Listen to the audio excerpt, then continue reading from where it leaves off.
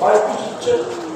আল্লাহ পাক হুকুম করছে ধরো, এটা তো আমার না, তুমি বলছো এটা আমার না, তোমার না, ধরো, তোমার উপকার গ্রস্ত, ধরো।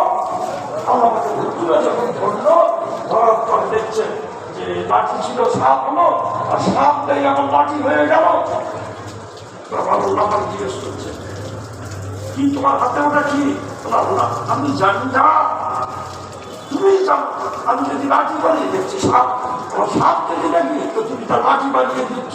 এই সবের পরিবর্তনের মালিক কে? আল্লাহ। পরিবর্তন কে করে?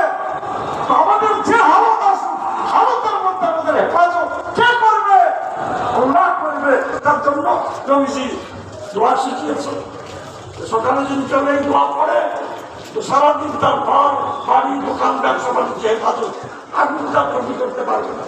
আবু দাউদা বাজারে একজন গিয়ে বলছে তুমি এখানে তোমার ঘরের থেকে আগুন যাচ্ছে, সব পুড়ে গিয়েছে, তোমার আগুন তুলে দিয়েছে।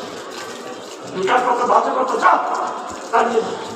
দ্বিতীয় ব্যক্তি কিছুক্ষণ পরে নিল চা, আবু দাউদা তুমি এখানে এই করছো, তোমার ঘরে আগুন।